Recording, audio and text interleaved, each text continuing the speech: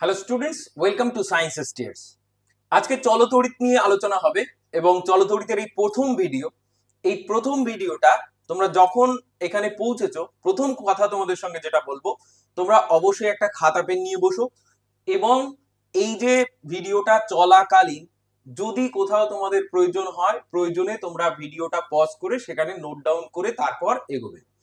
তো আজকের এই প্রথম ভিডিও চলতড়িৎ সিরিজের এই যে প্রথম ভিডিও, সেটাই কিন্তু পুরো চলতড়িতের বেসিক, এবং এই বেসিকটা আগে ক্লিয়ার করতে হবে। তাহলে কি হবে, সমস্ত যে সিরিজের যতগুলো ভিডিও আছে তা পুরোটা সহজভাবে বোঝা সম্ভব। প্রথম যে ভিডিওটা আজকে আলোচনা হচ্ছে, এর প্রতিটি টপিক খুব ইম্পর্টেন্ট পরবর্তী ভিডিওগুলোর জন্য। তো এই প্রত্যেকটা টপিক খুব কোর টপিক হিসেবে আলোচনা হবে এবং পুরো কনসেপ্ট ক্লিয়ার করা হবে, সেহেতু খুব মন দিয়ে এটা দেখতে হবে, তারপর কিন্তু পরের গুলোতে এগোতে হবে। তো চলো শুরু করা যাক। চলতড়িৎ টেবিল অফ কন্টেন্টস হিসেবে এখানে আমি লিখে রেখেছি আজকের আলোচনার বিষয় কোনগুলো, তোমরা বুঝতেই পারছো যে কোনগুলো আজকে আলোচনা হবে। তো চলো প্রথমে চলতড়িৎ চ্যাপ্টারটা আমরা কেন পড়বো, অর্থাৎ চলতড়িৎটা কি জিনিস সেটা নিয়েই মূলত আলোচনাটা আগে সেরে নিই, তারপর আমরা এইগুলোতে আসবো। তো প্রথমে আমি একটা ব্ল্যাঙ্ক পেজ নিয়ে নিই, যেখানে আমি চলতড়িৎ বলতে অ্যাকচুয়ালি কি সেটা বোঝানোর চেষ্টা করব। তো দেখো, আজকে যেটা আমরা পড়তে চলেছি সেটা কারেন্ট ইলেকট্রিসিটি বললাম, অর্থাৎ চলতড়িৎ। তো চলতড়িতের মানে হলো কারেন্ট ইলেকট্রিসিটি, অর্থাৎ চলতড়িৎ কারেন্ট ইলেকট্রিসিটি। তো প্রথমে জেনে নেওয়া যাক হোয়াট ইজ ইলেকট্রিসিটি, অর্থাৎ তড়িৎ বলতেই আমরা কি বুঝি। তো প্রথম যেটা প্রশ্ন আসে সেটা হলো তড়িৎ কি, অর্থাৎ হোয়াট ইজ ইলেকট্রিসিটি। তো প্রথম প্রশ্ন আসে ইলেকট্রিসিটি। তো বলো ইলেকট্রিসিটি বলতে কি বোঝায়। ইলেকট্রিসিটি মানে হলো প্রেজেন্স অফ চার্জ। এর মানেটা একটু বুঝে নেবে। ইলেকট্রিসিটি দুই প্রকারের হয়, ইলেকট্রিসিটি দুই প্রকারের। তার আগে ইলেকট্রিসিটি বলতে তাহলে কি বললাম, ইলেকট্রিসিটি হলো presence of charge, presence of charge, অর্থাৎ আধানের অস্তিত্ব, আধানের অস্তিত্ব, প্রেজেন্স অফ চার্জ। চার্জ কথাটা ইম্পর্টেন্ট, এটা আমরা মার্ক করলাম, একটু পরেই এটা নিয়ে আমরা বিস্তারিত আলোচনা করব। তো আধানের অস্তিত্বকেই বলা হয় তড়িৎ। তাহলে প্রথম জানলাম যে তড়িৎ কি জিনিস। এবার এই তড়িৎ কয় প্রকার হতে পারে সেটা আগে বুঝে নিই। এই তড়িৎ হতে পারে দুই প্রকার। কি কি? একটা হলো স্ট্যাটিক ইলেকট্রিসিটি বা স্থির তড়িৎ। কি বললাম? স্ট্যাটিক ইলেকট্রিসিটি বা স্থির তড়িৎ। কোনটা স্থির তড়িৎ? দেখো, তড়িৎ কি? আধান, প্রেজেন্স অফ চার্জ, অর্থাৎ আধানের অস্তিত্ব। যেখানে আধানটা স্ট্যাটিক, অর্থাৎ স্থির অবস্থায় আছে। আধানটা কেমন আছে? স্ট্যাটিক। স্ট্যাটিক কথার বাংলা কি? স্ট্যাটিক কথার অর্থ হলো স্থির। তাহলে যেখানে আধান স্থির অবস্থায় থাকবে সেটাকে আমরা কি বলবো? স্ট্যাটিক ইলেকট্রিসিটি বা স্থির তড়িৎ। তাহলে তাকে আমরা বললাম স্থির তড়িৎ বা স্ট্যাটিক ইলেকট্রিসিটি। হলো। এবার তাহলে পড়ি চলতড়িৎ কি জিনিস। চলতড়িৎ, চলতড়িৎ কথাটা ইংলিশে বলা হয় current electricity, current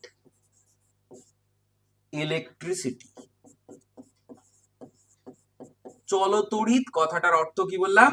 current electricity, চলতড়িৎ বা কারেন্ট ইলেকট্রিসিটি। এখন প্রশ্ন হচ্ছে এই কারেন্ট কথাটার অর্থ কি।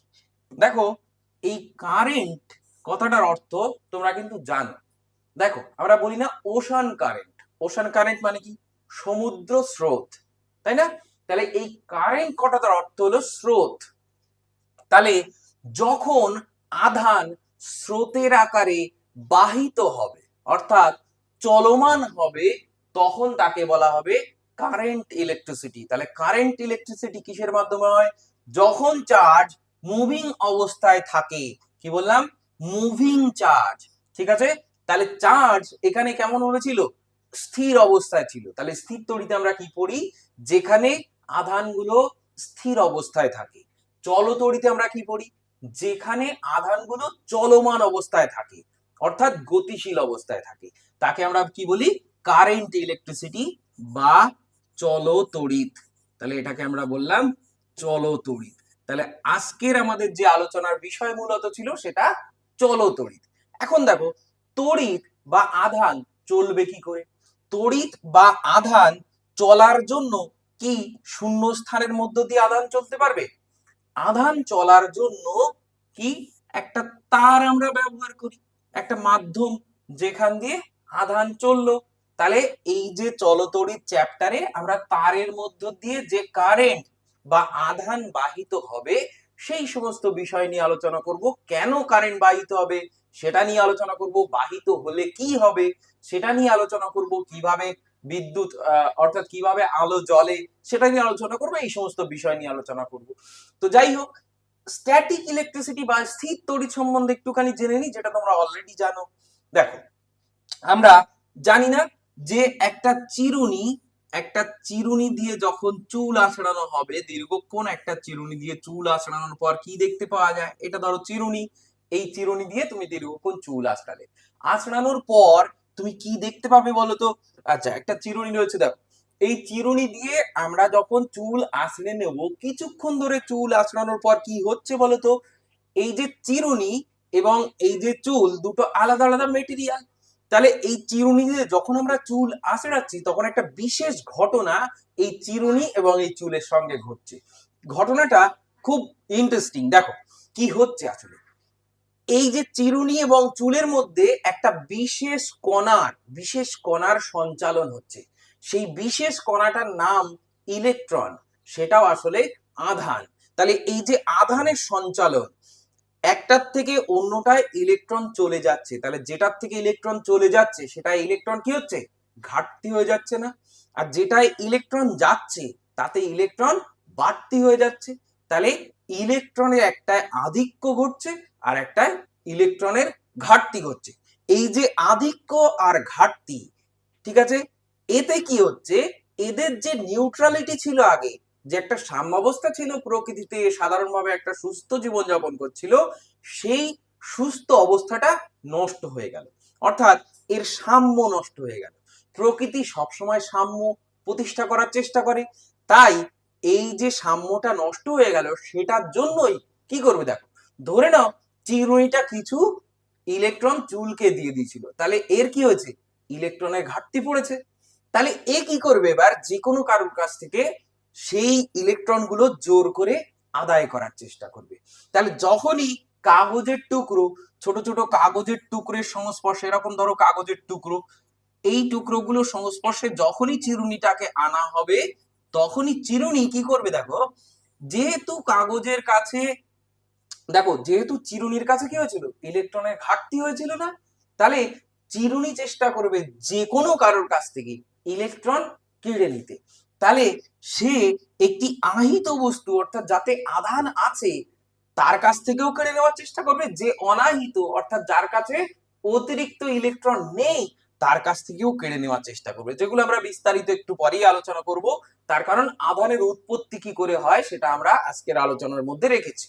আচ্ছা, তো দেখো এক্ষেত্রে কি হলো, এক্ষেত্রে যে চিরুনিটা অনেকক্ষণ চুলের সঙ্গে আঁচড়ানোর পর বা চুলের সঙ্গে ঘর্ষণ করার পর চিরুনিতে কিন্তু কিছু ইলেকট্রন জমা হয়ে গেল, কি বললাম, চিরুনিতে কিছু ইলেকট্রন জমা হয়ে গেল। সেই ইলেকট্রন গুলো কিন্তু এই চিরুনির মধ্যে র্যান্ডামলি ঘোরাফেরা করছে না, চিরুনির মধ্যে র্যান্ডামলি ঘোরাফেরা করছে না, তারা চিরুনির মধ্যে স্থির অবস্থায় আছে। সেই জন্যই একে আমরা স্থির তড়িৎ বলি। সেই জন্যই আধানগুলো যেহেতু চিরুনির মধ্যে স্থির অবস্থায় রয়েছে সেই জন্য একে স্থির তড়িৎ আমরা বলি। দেখো প্রথমেই আমরা এখানে একটা ইমেজ দিয়ে শুরু করেছিলাম, যে ইমেজটা কি ছিল বলতো, দেখো এখানে দেখো এই যে বেবিটা রয়েছে সে একটা বেলুন, বেলুন দেখো কাগজের টুকরো গুলো সংস্পর্শে নিয়ে গেলে বেলুনটা দেখো কাগজের টুকরোকে আকর্ষণ করছে। সে কি করেছিল, এই যে বেলুনটা, সেই বেলুনটা কোনো পশমের টুকরো দিয়ে ঘষেছিল, ঘষার ফলে কি হয়েছিল, বেলুন এবং পশমের মধ্যে ইলেকট্রন বিনিময় হয়েছিল, অর্থাৎ আধানের বিনিময় হয়েছিল। সেই কারণের জন্যই বেলুনে ইলেকট্রনের ঘাটতি বা আধিক্য কিছু একটা হয়েছিল, কি মানে কোথায় ঘাটতি হবে কোথায় আধিক্য হবে সেটা তোমরা ক্লাস 12 ভালোভাবেই পড়বে। এর জন্য আমাদের কি লাগবে, ইলেকট্রোস্ট্যাটিক সিরিজ বা স্থির তড়িৎ শ্রেণীটা একটু মুখস্থ করতে হবে। তো যাই হোক, তাহলে কি হবে, এখানে যেহেতু ইলেকট্রনের আধিক্য বা ঘাটতি হয়েছিল, সেহেতু এই কাগজের কাছ থেকে কি করছিল, অতিরিক্ত ইলেকট্রন কাগজের কাছ থেকে নিয়ে নেওয়ার চেষ্টা বা কাগজকে দেওয়ার চেষ্টা এটা করছিল। তাহলে এই যে কারণ, এই কারণের জন্যই মূলত কি হয়, কোনো একটা আধান সৃষ্টি হয়। তো যাই হোক, তাহলে আমরা চলতড়িৎ কাকে বলে আর একবার একটু ক্লিয়ার করে নিই। ইলেকট্রিসিটি বা তড়িৎ কাকে বলে, তড়িৎ হলো প্রেজেন্স অফ চার্জ, অর্থাৎ আধানের অস্তিত্ব। তাহলে আধানের অস্তিত্বকেই আমরা বলি তড়িৎ। এখন আধান দুই ভাবে তার অস্তিত্ব বজায় রাখে পদার্থের মধ্যে। কি কি ভাবে আধান দুই ভাবে অস্তিত্ব বজায় রাখে? এক হচ্ছে আধান পদার্থের মধ্যে স্থির অবস্থায় থাকে, তাকে আমরা বলি স্থির তড়িৎ বা স্ট্যাটিক ইলেকট্রিসিটি। আবার আধান পদার্থের মধ্যে চলমান অবস্থায় থাকতে পারে বা মুভিং অবস্থায় থাকতে পারে, তাহলে তাকে আমরা বলি কারেন্ট ইলেকট্রিসিটি। কারেন্ট কেন বলা হয়, স্রোতের আকারে আধানটা বাহিত হয়, সেই কারণের জন্য আমরা কারেন্ট ইলেকট্রিসিটি বলি। এবার দেখো, এই যে কারেন্ট ইলেকট্রিসিটি কথাটা আমরা বললাম, কারেন্ট ইলেকট্রিসিটিতে কি হয়, আধান বাহিত হয়। তাহলে আধান বাহিত হওয়ার জন্য কি প্রয়োজন, একটা মাধ্যমের প্রয়োজন। সেই জন্য এই যে একটা মাধ্যম হিসেবে এখানে আমরা একটা তারকে দেখিয়েছি, আমাদের এই সমস্ত চ্যাপ্টারে আমরা সেগুলোই মূলত আলোচনা করব। তো দেখো, এইবার আমরা বুঝে নিই যে আধান অ্যাকচুয়ালি কি। আধান অ্যাকচুয়ালি কি, অর্থাৎ তার সংজ্ঞাটা কেমন হবে। দেখো, আধান হলো পদার্থের এমন একটি মৌলিক ও বৈশিষ্ট্যমূলক ধর্ম, যার দরুন পদার্থ অন্য কোনো পদার্থের সান্নিধ্যে আসলে আকর্ষণ বা বিকর্ষণ বল অনুভব করে। তাহলে কি বললাম, আধান আকর্ষণ বা বিকর্ষণ বল অনুভব করে। মানে একটা পদার্থ, ধরে নাও এটা একটা পদার্থ, এই যে একটা পদার্থ, সেই পদার্থটা অন্য একটি পদার্থের সংস্পর্শে যাবে।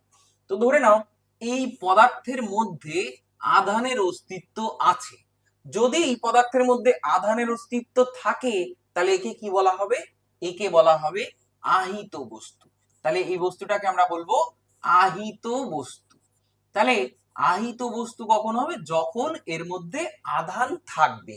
তাহলে কোনো বস্তুর মধ্যে আধান থাকলে তাকে আমরা বলি আহিত বস্তু। ঠিক আছে, এখন দেখো, এই বস্তুটার যে আধান আছে, এর কারণে এর মধ্যে একটা নতুন ক্যারেক্টার বা বৈশিষ্ট্যমূলক ধর্মের জন্ম হবে। কি বৈশিষ্ট্যের জন্ম হবে, এই আধান এর মধ্যে থাকার কারণে, আধান এর মধ্যে থাকার কারণে এ কি করবে, অন্য একটি আহিত বা অনাহিত বস্তুকে, ধরে নাও এই যে বস্তুটা আমরা নিলাম, সেই বস্তুটা অনাহিত, অর্থাৎ এর মধ্যে কোনো আধান নেই। কি বললাম, এর মধ্যে কোনো আধান নেই। আবার আরেকটা বস্তু নিলাম পাশাপাশি, যে বস্তুটা মনে করো, এই আর একটা বস্তু নিলাম, যে বস্তুটা মনে করো আহিত বস্তু। তাহলে এটা বললাম কি, আহিত বস্তু। তাহলে এটা আমাদের আহিত বস্তু। তাহলে দেখো, এই যে বস্তুটা, যে বস্তুটাকে আমরা সোর্স হিসেবে বা প্রাথমিক ভাবে আমরা যেটা নিয়ে আলোচনা করছিলাম, সেই বস্তুটা এখানে দুটো বস্তু সংস্পর্শে আছে। এই যে বস্তুটা, তাতে কি রয়েছে, সে অনাহিত বস্তু, অর্থাৎ তাতে কোনো আধান নেই। ঠিক আছে, তারপরেও দেখা যায় এই বস্তুর মধ্যে এমন একটা ধর্মের জন্ম হয়েছে, যে কারণের জন্য একে ও আকর্ষণ করতে শুরু করছে। তার মানে একটা আহিত বস্তু অনাহিত বস্তুকেও আকর্ষণ করছে, আবার একটা আহিত বস্তু অন্য একটি আহিত বস্তুকে আকর্ষণও করছে বা বিকর্ষণও করছে। কি বললাম, তাহলে একটি বস্তুর মধ্যে, একটি আহিত বস্তুর মধ্যে বা আধানগ্রস্ত বস্তুর মধ্যে এমন একটি ধর্মের জন্ম হলো, যে ধর্মের জন্য বস্তুটি অনাহিত বস্তুকেও আকর্ষণ করতে পারে বা একটি আহিত বস্তুকে আকর্ষণ বা বিকর্ষণ করতে পারে। তাহলে কি হলো, আধান হলো বস্তুর এমন একটি ধর্ম, যে ধর্মের জন্য ওই বস্তুটি অন্য কোনো আহিত বা অনাহিত বস্তুকে আকর্ষণ বা বিকর্ষণ করতে পারে। ঠিক আছে, তাহলে এবার তোমরা তার আক্ষরিক সংজ্ঞা আরো ভালোভাবে এখানে আমি লিখে দিয়েছি, সেটা তোমরা নোট ডাউন করে নিতে পারো। সহজ কথায়, কোন বস্তুর আধান হলো কোনো বস্তুর মধ্যে সৃষ্টি হওয়া এমন একটি ধর্ম যে ধর্মের জন্য ওই বস্তুটি অন্য কোনো অনাহিত বস্তুকে বা আহিত বস্তুকে আকর্ষণ বা বিকর্ষণ করতে পারে। ঠিক আছে, আমরা আরো সহজভাবে এটা বর্ণনা করতে পারি কিরকম ভাবে। দেখো, আমরা যদি বলি যে এখানে একটা হট বডি রয়েছে, কি বললাম, একটা হট বডি অর্থাৎ উষ্ণ বস্তু, ঠিক আছে, আর এখানে আমরা নিলাম একটা কোল্ড বডি অর্থাৎ শীতল বস্তু। এই হট বডিটার টেম্পারেচার তুমি ধরে নাও 200°C, এই কোল্ড বডিটার টেম্পারেচার মনে করো 10°C। ঠিক আছে, স্বভাবতই তোমার কাছে যদি আমি প্রশ্ন করি, স্যার হট বডির থেকে টেম্পারেচার কোল্ড বডিতে যাবে নাকি কোল্ড বডি থেকে হট বডিতে যাবে, যদি তোমার কাছে আমি জিজ্ঞাসা করি তাহলে তুমি কি উত্তর দেবে? যে স্বাভাবিকভাবে একটা হট বডির থেকে তাপ সর্বদা কোল্ড বডির দিকে যায়। দেখা যাচ্ছে এই হট বডিটার প্রাথমিক তাপমাত্রা ছিল 200°C, এখন এটাকে বাইরের কোনো একটা জায়গায় রেখে দেওয়া হচ্ছে, আস্তে আস্তে 200° থেকেও 2000°C হয়ে যাচ্ছে। এক সময় তো টেম্পারেচার পৌঁছতে পৌঁছতে 6000°তে পৌঁছে যেত, তাই না? সেরকম তো হবে না, তাই তো? তাহলে তো সূর্যের থেকে আরো বেশি উজ্জ্বল দীপ্তমান হয়ে যেত, তা তো হবে না। তাহলে যে কোনো হট বডি আস্তে আস্তে কি হয়, কোল্ড হয়। প্রকৃতির এইটাই নিয়ম যে তাপ সর্বদা হট বডির থেকে কোল্ড বডির দিকে যায়। তাহলে হট বডির থেকে কোল্ড বডির দিকে যে হিট ফ্লো হচ্ছে, সেই হিট হিট যেটা ফ্লো করছে, হিট, সে তো একটা এনার্জি। তাহলে এই এনার্জিটা কোন দিক থেকে কোন দিকে যাচ্ছে, হট থেকে কোল্ড বডির দিকে যাচ্ছে। তা কেন হট থেকে কোল্ড বডির দিকে গেল, কিসের ডিফারেন্স ছিল এদের? এদের ডিফারেন্স ছিল কিসের, উষ্ণতার। এটা টেম্পারেচার ধরো T1 ছিল, এটার টেম্পারেচার ধরো T2 ছিল। তাহলে এখানে আমরা দেখতে পেলাম যে T1টা T2 থেকে বড়, সেই কারণের জন্য T1 থেকে অর্থাৎ হট বডির থেকে তাপ কোল্ড বডির দিকে যাচ্ছিল। তাহলে উষ্ণতা কি জিনিস? উষ্ণতাও ছিল বস্তুর এমন এক তাপীয় ধর্ম, যে ধর্ম এটা ঠিক করে দেয় যে একটা বস্তু অপর বস্তুকে তাপ দেবে নাকি অপর বস্তু থেকে তাপ নেবে। এই বস্তুটার উষ্ণতা যেহেতু বেশি, তাহলে কি করলো, উষ্ণতা যেহেতু বেশি তাই উষ্ণতা ঠিক করে দিল যে অন্য কেউ তাপ দেবে। তাহলে অপর বস্তুর সাপেক্ষে ওর উষ্ণতা বেশি ছিল, তাই ও নিজেই ঠিক করে নিল যে আমি তাপ অন্যকে দিতে চাই। তাহলে উষ্ণতা বস্তুর এমন এক তাপীয় ধর্ম যেটা ঠিক করে দেয় যে কোন বস্তু কোন বস্তুকে তাপ দেবে বা কোন বস্তু কোন বস্তুর কাছ থেকে তাপ নেবে। ঠিক সেরকম আধানও বস্তুর এমন একটি মৌলিক ও বৈশিষ্ট্যমূলক ধর্ম যে ধর্মের জন্য সেই বস্তুটি অন্য কোনো অনাহিত বা আহিত বস্তুর উপর বল প্রয়োগ করতে পারে। কি বললাম, অন্য কোনো আহিত বা অনাহিত বস্তুর উপরে বল প্রয়োগ করতে পারে। এবার দেখো, উৎপত্তিগত দিক যদি চিন্তা করি, ঠিক আছে, আমরা বলেছি আমরা কোর কনসেপ্টটা পড়ব, সম্পূর্ণটা নিয়ে আলোচনা হবে, সেই জন্যই পুরোটা বলছি। দেখো, এটি ইলেকট্রন বা প্রোটনের ঘাটতি বা আধিক্যর ফলে সৃষ্টি হয়। তাহলে কোর কনসেপ্টে কি বুঝলাম, যে এত সময় তো বুঝলাম যে আধানটা কি, এখন দেখো আধানটা সৃষ্টি হয় কিভাবে।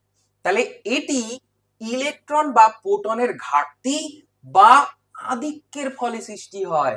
তাহলে ইলেকট্রনের ঘাটতি বা প্রোটনের ঘাটতি বা ইলেকট্রনের আধিক্য বা প্রোটনের আধিক্যের ফলেই এই যে আধান নামক যে ধর্ম, সেই ধর্মটা পদার্থের মধ্যে উৎপত্তি হবে। আধানের মূল বৈশিষ্ট্য কি? আধান দুই প্রকার হয়, একটা ধনাত্মক আর একটা ঋণাত্মক। এগুলো খুব বেসিক জিনিস, তোমরা জানো, কিন্তু তারপরেও আমি বলছি যে মনে হচ্ছে যে স্যার এসব কি উল্টো পাল্টা পড়াচ্ছে, এইসব ছোটখাটো বাচ্চাদের জিনিস। একদম নয়, ইগনোর করবে না, ঠিক আছে? দেখো, সিংহ আর অন্যান্য প্রাণীর মধ্যে একটা তফাৎ রয়েছে। সিংহ তার শিকার যখন ধরে তখন একটা ক্ষুদ্র পশুর ক্ষেত্রেও যতটা বল প্রয়োগ করে, একটা বৃহৎ পশুর ক্ষেত্রেও সেই একই বল প্রয়োগ করে। তো ব্যাপারটা হচ্ছে, কোর কনসেপ্টটা বুঝতে গেলে তোমার সব জিনিসটা ডিটেলসে মাথার মধ্যে কিন্তু থাকতে হবে। এই যে আমরা বলছি, তোমরা খুব সহজে বলছো যে আধান দুই প্রকার, ধনাত্মক আর ঋণাত্মক। কেন কেন দুই প্রকার? আধান কেন ধনাত্মক আর ঋণাত্মক হলো, সেটা কিভাবে উৎপত্তি হলো, সেটা কিন্তু জানতে হবে। তো দেখো, সমধর্মী আধান পরস্পরকে বিকর্ষণ করে, এখানেও সেই একই প্রশ্ন, সমধর্মী আধান পরস্পরকে বিকর্ষণ করবেটাই বা কেন, আর বিপরীতধর্মী আধান পরস্পরকে আকর্ষণ বা কেন করবে, সেই জিনিসগুলো আমাদেরকে জানতে হবে। ঠিক আছে, তো আধানের এসআই পদ্ধতিতে একক কি কুলম্ব, আর সিজিএস পদ্ধতিতে একক স্ট্যাট কুলম্ব বা ইএসইউ লেখা হয়। তাহলে সিজিএস টা আমি একটু লিখে দিই, সিজিএস এককটা কি হবে, স্ট্যাট কুলম্ব, স্ট্যাট কুলম্ব। ঠিক আছে, স্ট্যাট সি লেখা হয়, তাহলে সিজিএস পদ্ধতিতে এককটা হলো স্ট্যাট কুলম্ব। এবার চলো আমরা উৎপত্তি নিয়ে আলোচনা করি, যে আধান কিভাবে উৎপত্তি হয়, তাহলে উৎপত্তিগত দিক নিয়ে বিশ্লেষণ করা হয়।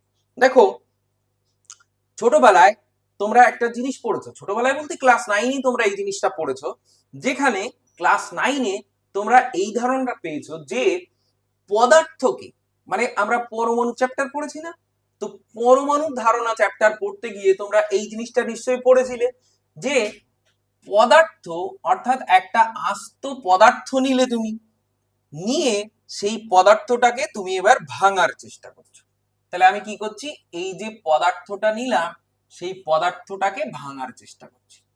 এখন তুমি পদার্থটাকে ভাঙছো ভাঙছো, অনেক ছোট করার চেষ্টা করছো, ভাঙতে ভাঙতে অনেক ক্ষুদ্রতম কণা হিসেবে বহুত প্রাচীনকালে যে সমস্ত দার্শনিক বিজ্ঞানীগণ ছিলেন তারা ভাঙার চেষ্টা করে পেয়েছিলেন কি, পদার্থকে ভেঙে প্রাথমিকভাবে তারা পদার্থের মধ্যে থেকে যে ক্ষুদ্রতম কণা পেয়েছিলেন তখনকার সময়ে, যেটার নাম দেওয়া হয়েছিল কি, অণু।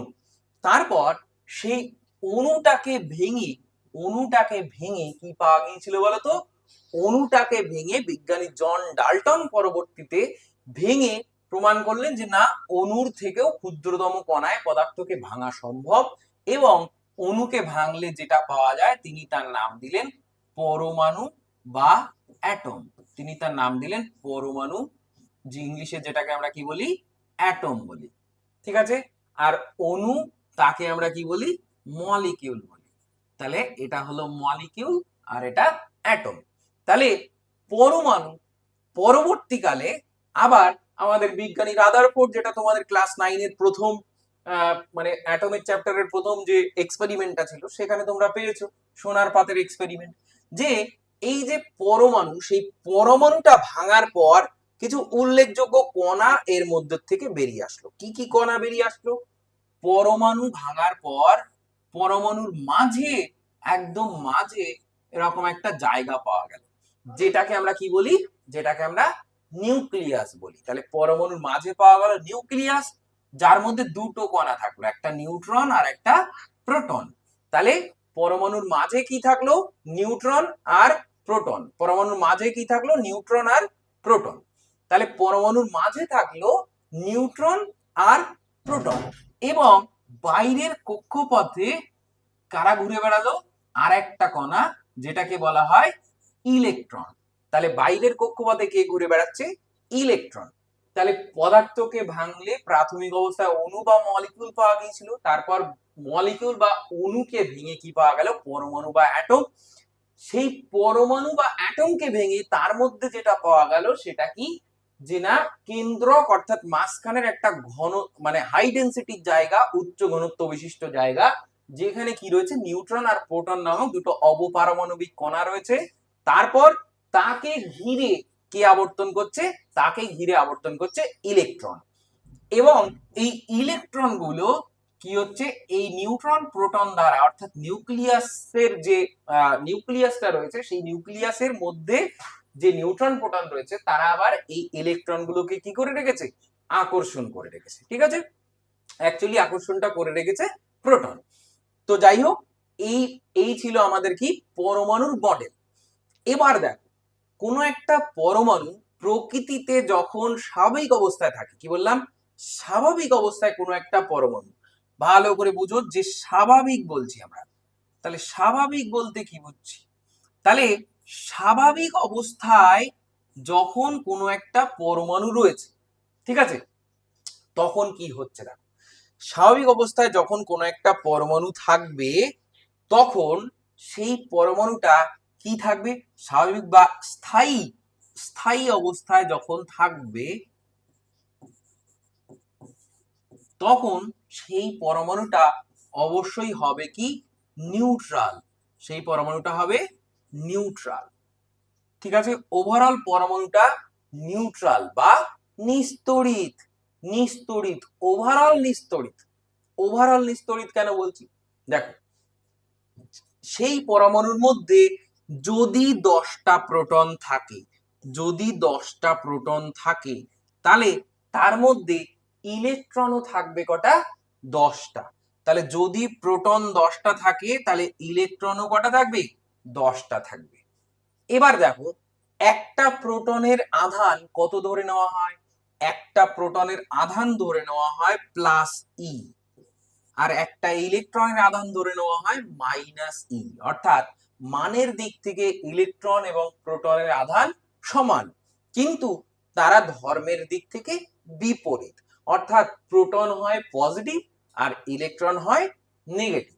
এবার দেখো একটা প্রোটনের আধান যদি প্লাস ই হয় তাহলে 10টার কত হবে, 10 ইন্টু প্লাস ই।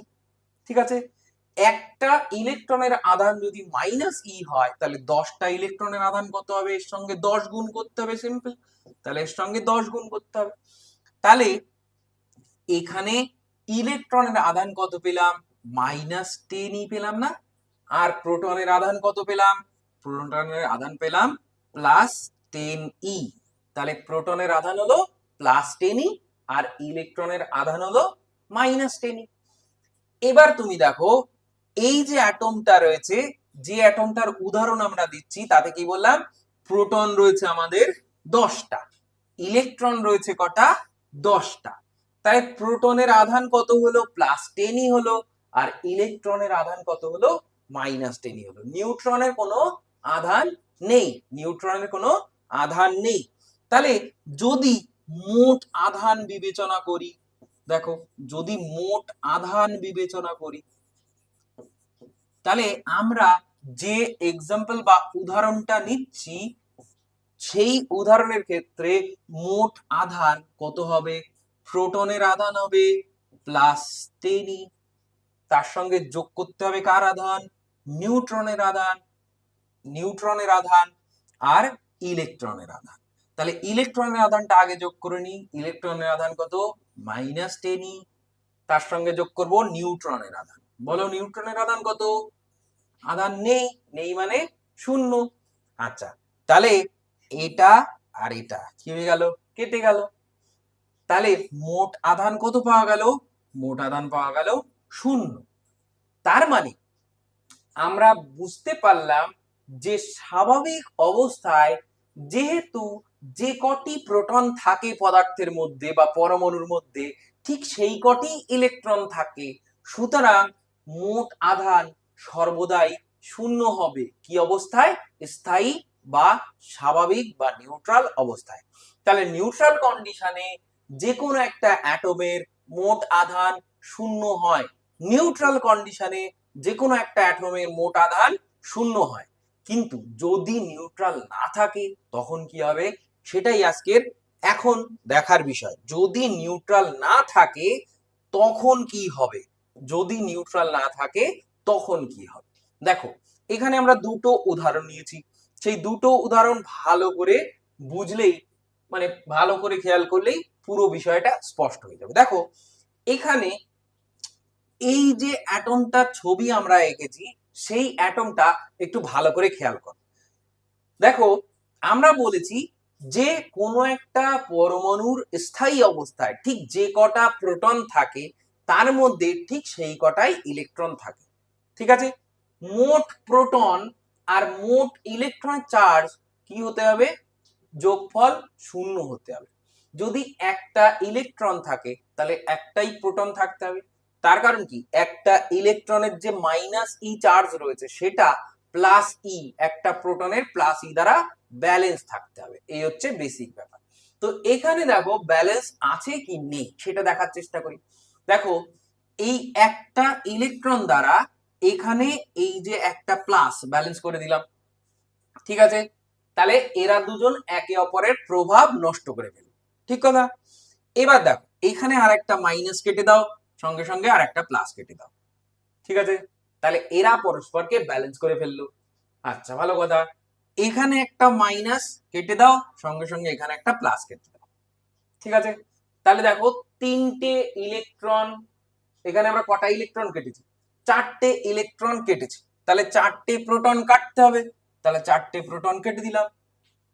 এবার দেখো মাঝখানে যেটা রয়েছে এই যে কমলা কালারের, সেটাই দেখো আমি প্লাস বা মাইনাস কিছুই বসাইনি, কেন? ওরা নিউট্রাল, ওরা কারা? নিউট্রন।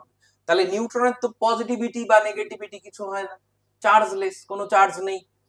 তাহলে কি বললাম?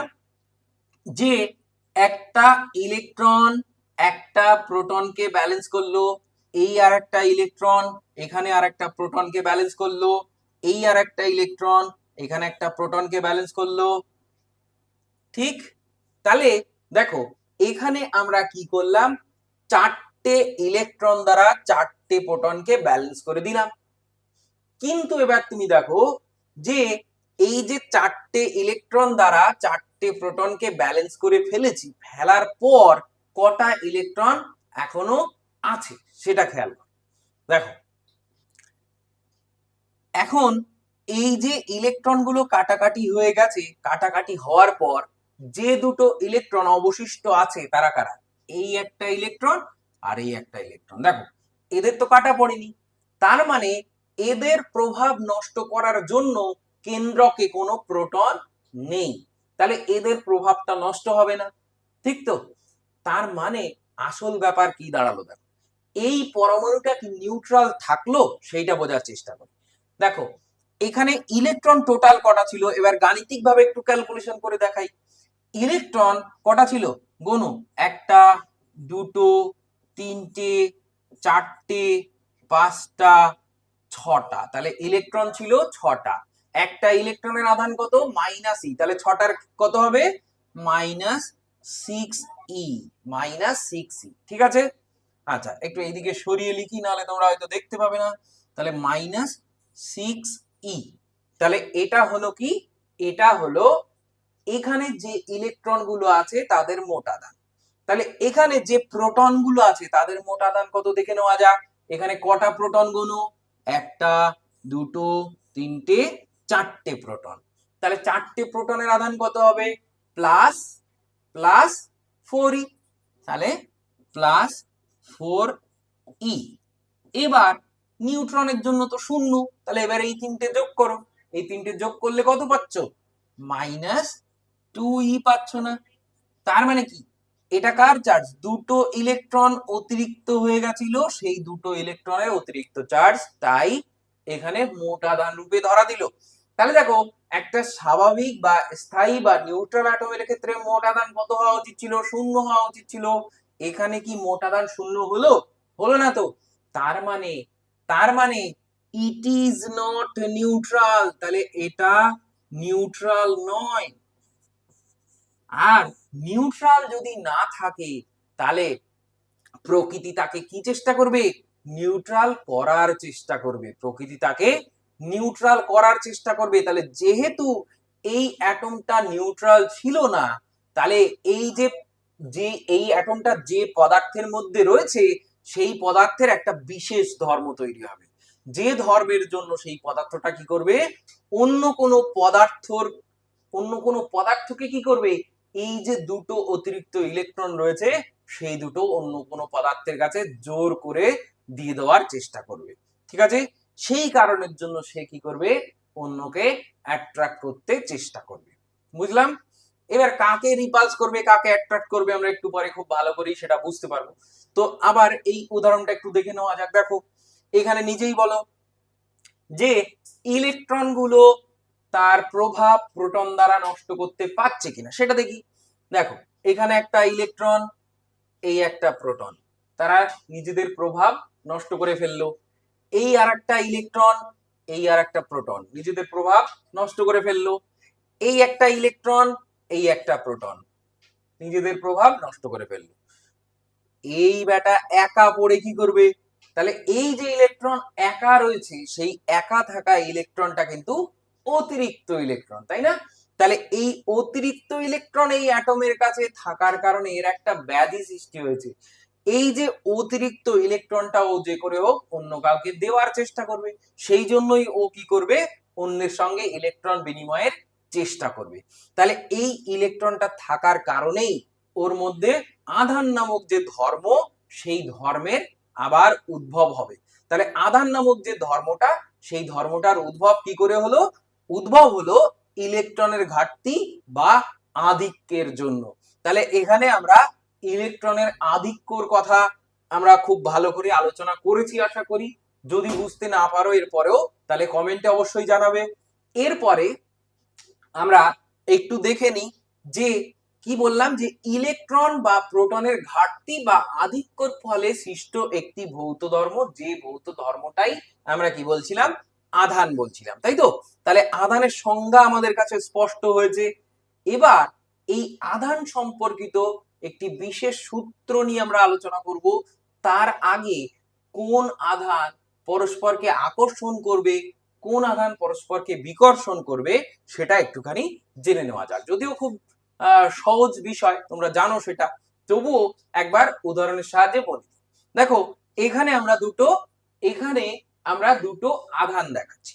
দেখো এই যে পদার্থটা, প্রাথমিকভাবে এই যে পদার্থটা তোমরা দেখতে পাচ্ছ, সেই পদার্থটাকে একটু ভালো করে খেয়াল করে দেখো তো, এর মধ্যে কি রয়েছে? এর মধ্যে তিনটে প্লাস লেখা রয়েছে। তিনটে প্লাস মানে কি? তিনটে প্লাস মানে হলো, ভালো করে খেয়াল করো, তিনটে প্লাস মানে কি? তিনটে প্লাস মানে এর কাছে নিশ্চয়ই তিনটে ইলেকট্রনের ঘাটতি আছে। এর কাছে কি রয়েছে? তিনটে ইলেকট্রনের ঘাটতি রয়েছে। দেখো আরো ভালো করে বুঝি। ধরে নাও এই যে পদার্থ, সেই পদার্থের একটা অ্যাটমের কথা আমরা ভাবি। এই যে একটা পরমাণু ছিল, সেই পরমাণুতে তুমি মনে করো যে টোটাল 6টা প্রোটন ছিল। তাহলে প্রোটন কটা ছিল বলেছি? 6টা। তাহলে কটা প্লাস দিতে হবে? 6টা। 1 2 3 4 5 6। এই 6টা আমরা কি প্রোটন নিলাম, এর মধ্যে ধরে নিলাম 6টা প্রোটন আছে, ঠিক আছে? আর এর বাইরের কক্ষপথ গুলোতে টোটাল কটা ইলেকট্রন রয়েছে? মনে করো 3খানা ইলেকট্রন রয়েছে। এই একটা কক্ষপথ, এই কক্ষপথে রয়েছে 1খানা ইলেকট্রন, এখানে লিখে দিই মাইনাস 1খানা ইলেকট্রন। তাহলে এখানে একটা মাইনাস দিলাম, 1খানা ইলেকট্রন রয়েছে মনে করো। আচ্ছা, আর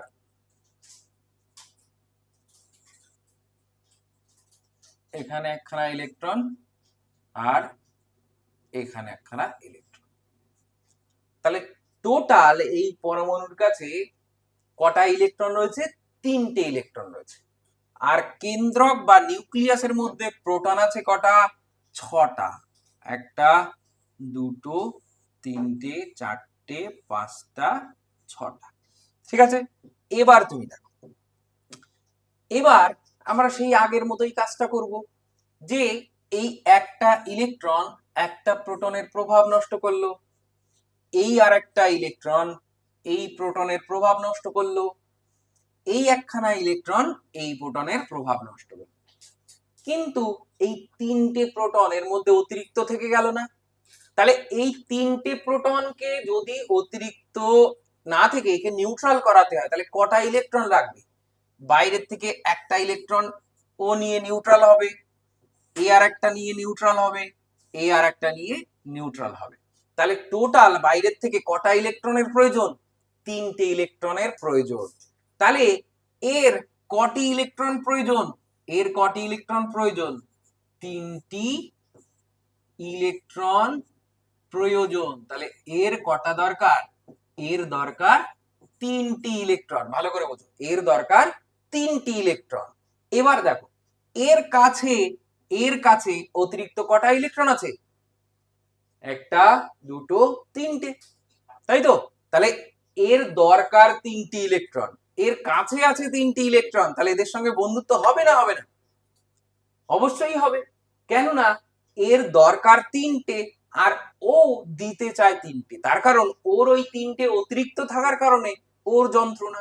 তার কারণ ওর অতিরিক্ত যদি না থাকতো তাহলে ও সুখী হয়ে যেত, তার কারণ ও নিউট্রাল হয়ে যেত।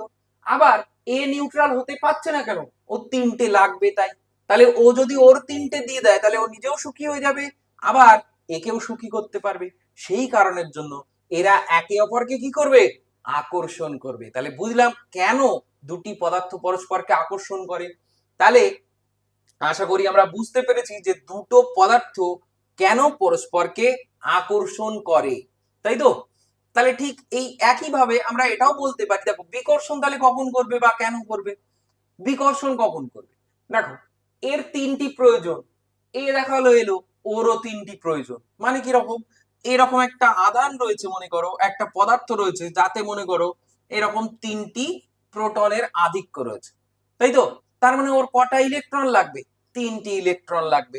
আরেকজন এসে হাজির যার কাছে এরকম দেখা গেল অতিরিক্ত প্রোটন আছে পাঁচটা, অর্থাৎ ওর পাঁচটা ইলেকট্রনের ঘাটতি রয়েছে, এর রয়েছে তিনটি ইলেকট্রনের ঘাটতি। এখন বলো কে কার ঘাটতি মেটাবে? এরও তো তিনটে দরকার। এ ওর কাছে গিয়ে যদি চায় ওকে দিতে পারবে? ও বলবে আমার তো পাঁচটা দরকার ভাই, তোর তো তিনটে, তোর তো জ্বালা আরো কম, দূর হ, ভাগ এখান থেকে। তাহলে ওকে এই দিকে তাড়িয়ে দেওয়ার চেষ্টা করবে। এ কি করবে? নিউটনের থার্ড ল অনুসারে এও ওকে বিপরীত দিকে ঠেলার চেষ্টা করবে না? তাহলে এও ওকে এই দিকে ঠেলার চেষ্টা করবে। এইভাবে একে অপরের উপরে বল প্রয়োগ করে দূরে ঠেলার চেষ্টা করবে। তাহলে বিকর্ষণ কেন হবে বুঝলাম নিশ্চয়ই। তাহলে আকর্ষণ বা বিকর্ষণ কেন অনুভব হয় এই জিনিসটা আশা করি স্পষ্ট হয়েছে। এরপরে আমরা এবার খুব সহজ যে সূত্র আমাদের কুলম্বের সূত্র সেটা নিয়ে আলোচনা করি। তাহলে এত সময় পর্যন্ত আমরা আধানের উৎপত্তি নিয়ে আলোচনা করে ফেলেছি, এবার কুলম্বের সূত্র নিয়ে আলোচনা করতে আমাদের কোনো অসুবিধা হবে না। তো ধরে নাও যে কোনো একটা আধান রয়েছে এখানে, এই যে আধানটা আমরা মাইনাস দিয়ে দেখেছি, ধরে নি এই আধানটা মাইনাস কিউ আধান, ঠিক আছে? তাহলে এখানে একটা আধান নিলাম মাইনাস কিউ, এখানে আর একটা আধান নিলাম মনে করো ধরে নাও প্লাস আমরা স্মল কিউ নিলাম। তাহলে এখানে একটা প্লাস স্মল কিউ আধান আমরা নিলাম। আচ্ছা এখানে লিখি না হলে দেখতে পাচ্ছ না হয়তো। তাহলে এখানে একটা মাইনাস কিউ আধান নিয়েছি, আর এখানে আমরা কি করেছি? এখানেও আমরা একটা মাইনাস কিউ আধান নিয়েছি, ঠিক আছে? তাহলে এখানে আমরা একটা মাইনাস ক্যাপিটাল কিউ আধান নিয়েছি। আচ্ছা এটা প্লাস নি, এটা যেহেতু প্লাস দেখিয়েছি আমরা, তাহলে এখানে একটা প্লাস কিউ আধান নিলাম আর এখানে একটা মাইনাস কিউ আধান নিলাম, ঠিক আছে? এবার তুমি দেখো এই যে আধানটা বলেছি মাইনাস কিউ, তা কি করে মাইনাস ওটা? কি করে মাইনাস ওটা?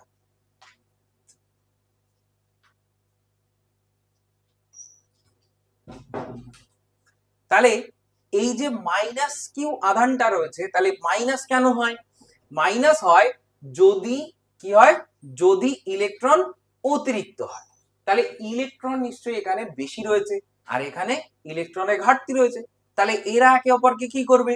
এরা একে অপরের ঘাটতি তো পূরণ করার সম্ভাবনা থাকবে, তার মানে এরা একে অপরকে আকর্ষণ করবে। আচ্ছা তাহলে এবার প্রশ্ন হচ্ছে কে কাকে কত বল দ্বারা আকর্ষণ করবে, অর্থাৎ এরা একে অপরকে যে বল দ্বারা আকর্ষণ করবে সেই বলটার মান কত হবে? বিজ্ঞানী কুলম্ব আমাদের সেই সূত্র দিয়েছিলেন, যে সূত্রের মাধ্যমে আমরা নির্ণয় করতে পারি যে দুটো আহিত কণা পরস্পরকে যখন আকর্ষণ বা বিকর্ষণ করে তখন সেই আকর্ষণ বা বিকর্ষণ বলের মানটা কত। তো উনি বললেন যে প্রথমে যেটা জানতে হবে সেটা হচ্ছে সেই যে বিন্দু আধানদ্বয় রয়েছে তাদের মধ্যে দূরত্ব কতটা। তা ধরে নিলাম এই আমাদের একটা আধান আর এই আমাদের একটা আধান, তাদের মধ্যে যে দূরত্ব সেই দূরত্বটা হলো আর। তাই আর দূরত্বের ব্যবধানে আমাদের দুটি বিন্দু আধান রাখা রয়েছে। এই দুটি বিন্দু আধানের মধ্যে যে বল কাজ করবে সেই বলটা কত হবে সেটাই আমরা জানতে চাই। তাহলে এই দুটো আধানের মধ্যে ক্রিয়াশীল বল যদি এফ হয়, তাহলে বিজ্ঞানী কুলম্ব বললেন যে এই বলটা ডিপেন্ড করবে আধানদ্বয়ের মানের গুণফলের উপর। কেমন ভাবে? উনি বললেন যে এই বলটা আধানদ্বয়ের মানের গুণফলের সমানুপাতিক। তা আধানদ্বয়ের মান কত? প্রথমটার মান কিউ, প্লাস মাইনাস আমাদের জানার দরকার নেই, প্লাস মাইনাস থেকে আমরা এইটা বুঝতে পারবো সেটা আকর্ষণ বল না বিকর্ষণ বল। বোঝা গেল? এখানে যেমন আকর্ষণ বল, তাহলে এই বলের মান যখন জানবো তখন কেবলমাত্র মানগুলো ইম্পর্টেন্ট আমাদের। তো দেখো এই আধানটার মান কিউ, এই আধানটার মান স্মল কিউ। তাহলে উনি বললেন যে এই মানের গুণফলের সঙ্গে বলটা সমানুপাতিক হবে এবং এই আধানদ্বয়ের মধ্যে যে দূরত্ব সেই দূরত্বের বর্গের ব্যস্তানুপাতিক হবে। কি বললাম? বর্গের ব্যস্তানুপাতিক হবে। তাহলে দূরত্বের বর্গের ব্যস্তানুপাতিক আর আধানদ্বয়ের গুণফলের সমানুপাতিক। বুঝলাম? তাহলে ফোর্সটা কি লেখা যায়? এফ ইকুয়াল টু, দেখো এই যে সমানুপাতিক চিহ্নটা রয়েছে সেই সমানুপাতিক চিহ্নটা এখানে দিলাম আর এই পাশে লবগুলোকে সব গুণ করলাম।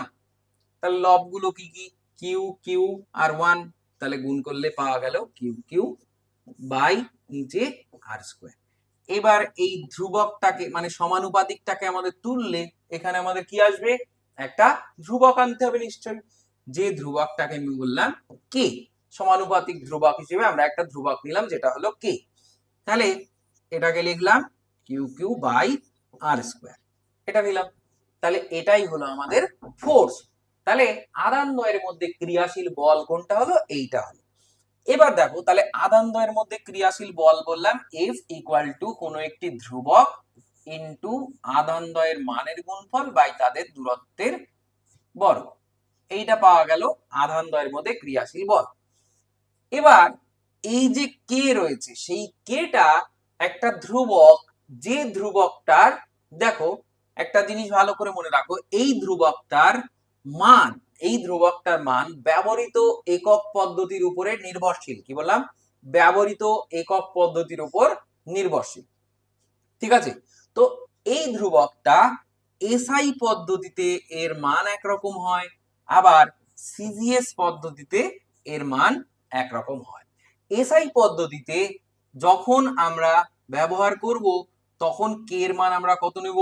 এসআই পদ্ধতিতে কে এর মান আমরা নেব 9 ইন্টু 10⁹। তাহলে এসআই পদ্ধতিতে কে এর মান নেব 9 ইন্টু 10⁹। আর সিজিএস পদ্ধতিতে কে এর মান নেব কত? 1। সিজিএস পদ্ধতিতে কে এর মান নেব 1 এবং এসআই পদ্ধতিতে কে এর মান নেব 9 ইন্টু 10⁹। ঠিক আছে? এবার আরেকটা জিনিস একটুখানি দেখো, এই যে কে তার এককটাই বা কি হবে সেটা একটুখানি দেখে নেওয়া যাক যে কে এর এককটা আমরা কি করতে পারি। দেখো এই যে ইকুয়েশনটা আমরা পেলাম সেই ইকুয়েশন থেকে দেখো আমি কি করছি? কোনাকুনি গুণ করছি। কোনাকুনি গুণ করলে কি পাওয়া যাচ্ছে? F into R square, F into R square equal to কি পাওয়া গেল? K into capital Q into small Q. এইটা তো এইবার এখান থেকে কে ইকুয়াল টু তাহলে কত পাওয়া যায়? এই পাশে এই দুটোকে আমরা কি করব? এ পাশে নামিয়ে দেবো। তাহলে F r square by q q, এটা পাওয়া গেল। তাহলে দেখো এই যে এফটা কি জিনিস? ফোর্স। এফটা কি জিনিস? ফোর্স। তাহলে এটাকে লেখা যায় নিউটন হিসেবে। আর আরটা কি জিনিস? আরটা হলো দূরত্ব। তাহলে দূরত্বটা কি লেখা যাবে? Metre square. তাহলে নিউটন মিটার স্কোয়ার, তাই তো, বাই কিউ ইন্টু কিউ, তাই তো। তাহলে এটা কি হবে? কুলম্ব ইন্টু কুলম্ব, তাহলে হবে কুলম্ব স্কোয়ার। তাহলে কে এর একক কি পাওয়া গেল?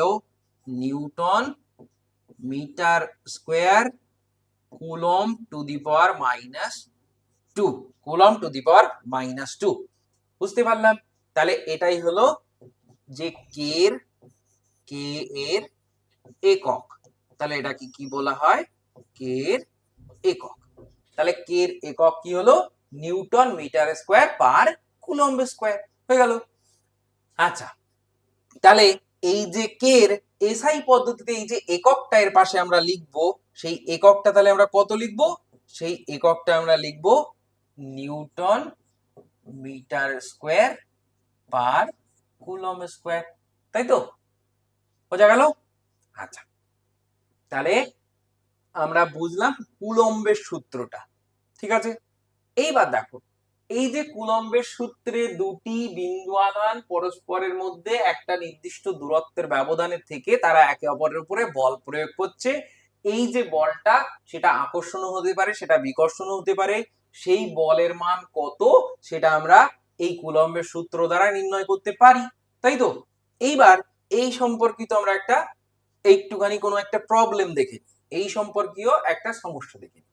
ধরে নাও দুটি বিন্দু আধান 20 ইএসইউ এবং 15 ইএসইউ পরস্পর 10 সেমি ব্যবধানে আছে।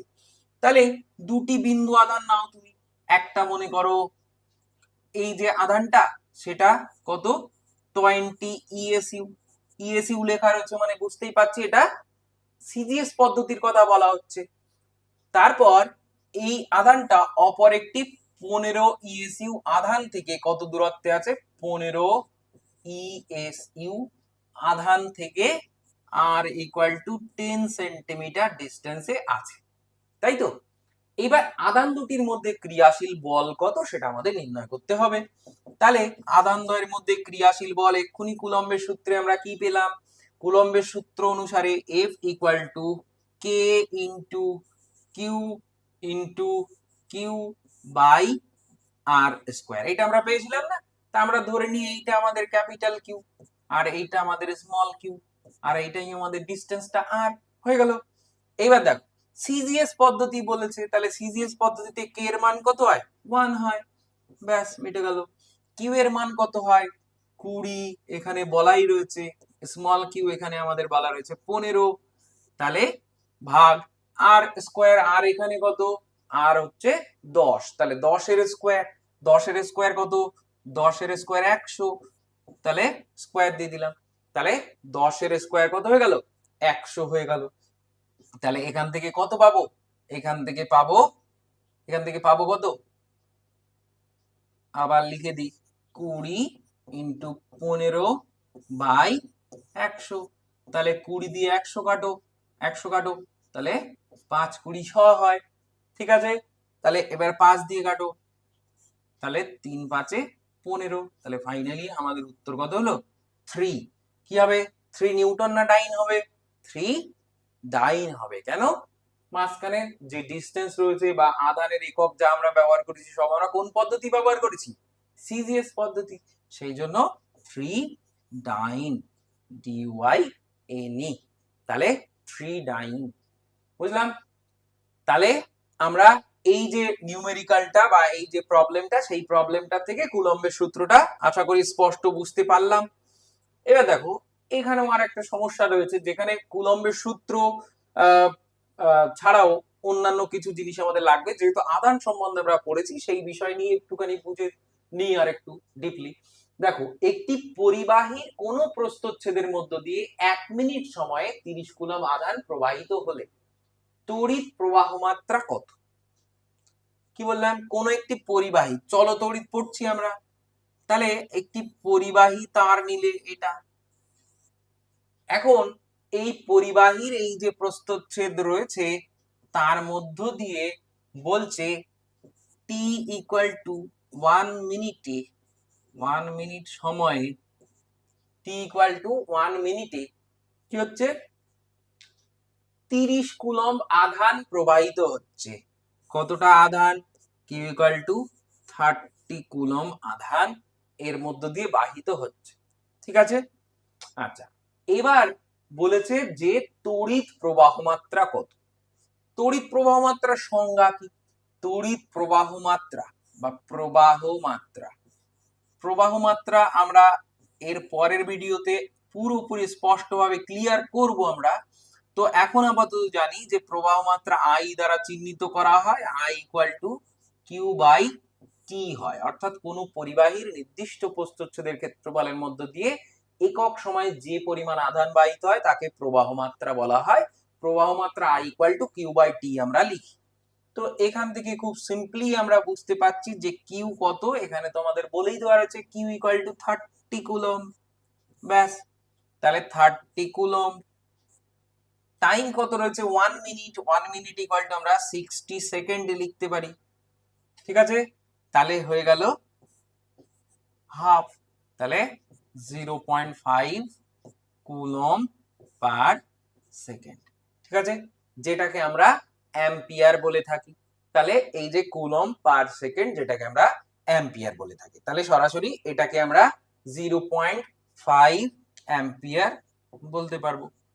তাহলে এই পরিমাণ কারেন্ট এর মধ্যে দিয়ে বাহিত হচ্ছে। খুব সিম্পল ছিল। আচ্ছা চলো নেক্সট, কোন পরিবাহীর মধ্য দিয়ে 3.2 প্রবাহ মাত্রা চলছে। তাহলে পরিবাহীর মধ্য দিয়ে, আবারও একটা পরিবাহী নাও, এই পরিবাহীর মধ্য দিয়ে যে প্রবাহ মাত্রা হচ্ছে সেটা তোমার বলে দিয়েছে আই ইকুয়াল টু কত, 3.2 অ্যাম্পিয়ার, এইটা বলা রয়েছে। আচ্ছা 10 সেকেন্ড সময়ে কতটা আধান বাহিত হবে, টাইম কত বলে দিয়েছে, 10 সেকেন্ড, সহজ হিসাব।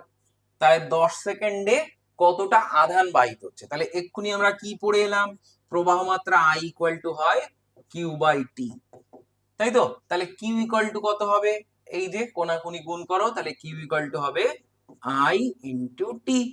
তাহলে আই এর মান এখানে তো বলেই দেওয়া রয়েছে 3.2 ইনটু টির মান কত 10 সেকেন্ড, এটা আর কনভার্ট করার দরকারই পড়লো না, তার কারণ এখানে সেকেন্ডেই রয়েছে।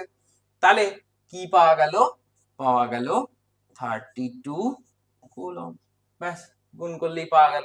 তাহলে এটাই হলো এখানে আমাদের আধানের মান, ব্যাস। এরপর আমরা কি পড়ব, দেখ এরপর আমরা পড়ব মোস্ট ইম্পর্টেন্ট টপিক আজকের যে সমস্ত ভিডিওটা, তার মধ্যে খুব ইম্পর্টেন্ট যে বিষয়টা সেটা হচ্ছে তড়িৎ বিভব আর তড়িৎ আধান। সেই জন্যই এই নিয়ে এত জ্বালাতন আমি করছি তোমাদের। দেখো তড়িৎ বিভব আর আধান ওতপ্রোতভাবে জড়িত। আমরা মেনে নিই যে তড়িৎ বিভব তড়িৎ উচ্চ বিভব থেকে নিম্ন বিভবে যায়, কিন্তু কেন, ভাই? তাহলে এই কেন বিষয়টা আগে জানার চেষ্টা করতে হবে। তো দেখো যে তড়িৎ বিভব বা বিভব প্রভেদ বলতে আসলে আমরা কি বুঝি, তাহলে খুব মন দিয়ে শোনো। দেখো প্রথমে এখানে আমি দুটো উদাহরণ দিচ্ছি। ক্লাস 9-এ তোমরা পড়েছো যে বিষয়, আমরা খুব বেশি এটা নিয়ে আলোচনা করব না, একদম সহজ সিম্পল ভাবে একটা কথা তোমাদেরকে বলি। ধরে নাও যে এটা ভূমি অর্থাৎ গ্রাউন্ড, এটা আমাদের কি গ্রাউন্ড, এটা আমাদের ভূমি। এইবার এই ভূমি থেকে একটা এম ভরের বলকে, কি বলেছি, এম ভরের একটি বলকে তুমি ভূমির থেকে ধরে নাও এত দূর এইচ উচ্চতায় তুলেছ। এত দূর কতটা উচ্চতা, আমি বললাম এইচ উচ্চতায় তুলেছ। তাহলে একটা বলকে ভূমি থেকে তুমি এইচ উচ্চতায় তুলছো। প্রাথমিকভাবে একটা জিনিস বলতো, বলটাকে, এই যে বলটা প্রাথমিকভাবে যখন গ্রাউন্ডের উপর রাখা ছিল অর্থাৎ ভূমির উপর রাখা ছিল, তখন পৃথিবী ওকে কত বল দ্বারা টানছিল? খুব সহজ, বল মানে একে কত বল দ্বারা পৃথিবী টানবে সেটা হিসাব করতে বলেছি। তাহলে এমজি বল দ্বারা টানছিল। ক্লাস 9-এ তোমরা পড়ে এসছো যে এমজি বল দ্বারা কোনো একটা বস্তুকে পৃথিবী নিজের দিকে টানে, অর্থাৎ ওই বস্তুর ভর ইনটু পৃথিবী পৃষ্ঠের অভিকর্ষজ ত্বরণ, এটা গুণ করলেই ওই বস্তুর ওজন বা ওই বস্তুর উপরে পৃথিবীর টান জানা যায়। এবার তুমি যখন ওই বস্তুটাকে উল্টো দিকে নিয়ে যেতে শুরু করলে, ভালো করে বোঝো, তুমি যখন ওই বস্তুটাকে এই দিক বরাবর নিয়ে যাওয়ার চেষ্টা করছিলে, তখন তুমি কোন বলটাকে অপোজ করেছো? এই এমজি বলের বিরুদ্ধে এইচ পরিমাণ সরণ ঘটিয়েছো না? তাহলে তোমার কার্য কত হয়েছে বলতো? তুমি কার্য কতটা করেছো? তুমি যে কার্যটা করেছো, কার্য মানে কি জিনিস? কার্য মানে বল ইনটু সরণ। তাহলে কার্য মানে বল ইনটু সরণ। তাহলে তুমি কোন বলের বিরুদ্ধে সরিয়েছো? এমজি বলের বিরুদ্ধে সরিয়েছো। তাহলে তোমার বলটা হলো এমজি, আর কতটা সরিয়েছো? এইচ পরিমাণ সরিয়েছো, তাহলে গুণ এইচ।